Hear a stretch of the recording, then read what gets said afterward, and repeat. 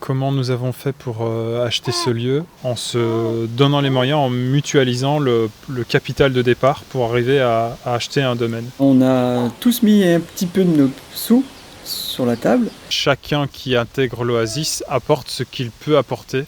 Et c'est la somme du tout qui va nous donner l'horizon de ce qu'on peut investir financièrement.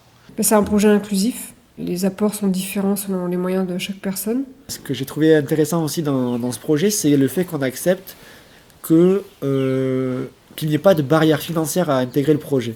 Donc nous, on a travaillé en sorte à ce que, entre guillemets, les plus petits budgets puissent malgré tout vivre cette expérience de transition qu'on veut mener. Il a été question de mettre en œuvre, y compris jusque cet acte-là d'achat collectif, ce à quoi nous croyons. C'est-à-dire qu'on est en co-responsabilité financière. C'est-à-dire que c'est chacun qui, en toute conscience et en toute responsabilité, a donné le montant de ce qu'il voulait offrir. Il y a quelques personnes qui n'ont pas donné grand-chose, et d'autres personnes qui ont donné beaucoup plus en effet. Il y a eu plusieurs étapes où on sentait, en fonction des personnes qui sont restées, qui sont parties, ou des sommes qui ont pu être intégrées par certains et puis retirées par d'autres, la somme a fluctué. Ça permet à tous les portefeuilles d'accéder au projet. Et je trouve ça très intéressant dans ce projet-là, ce qui n'est pas le cas partout dans nos recherches auparavant, où on avait, entre guillemets, un billet d'entrée à mettre pour entrer dans certains collectifs. Ce que je peux comprendre aussi des fois, parce que il faut avoir sa part, mais il y a des collectifs qui fonctionnent vraiment à parts égales. Pour acheter le lieu, on a utilisé nos économies, on a vendu nos maisons et tout investi là-dedans. Nous deux, on n'a pas vendu notre maison. On n'en avait pas à vendre.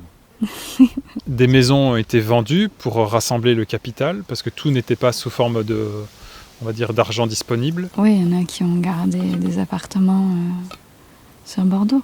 Si tu as 10 maisons, t'en vends une, ça suffit. Le plus difficile en fait a été de trouver le montage juridique qui nous permette de faire ça. Après, il y a un remboursement quand même de ceux qui ont mis plus au fil de l'eau. Et les personnes qui ont mis le plus d'apports vont être remboursées les premières. Il y a à un moment donné une des maisons qui a freiné à se vendre.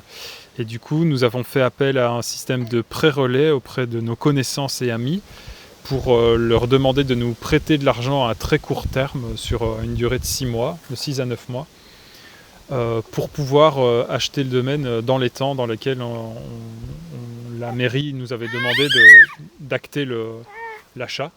Et du coup, c'est ce que nous avons fait, et nous avons encore là des pré-relais à en rembourser à certains habitants et je crois que toutes les amis et connaissances ont été remboursés. Il n'y reste plus que de l'argent à rembourser à certains habitants.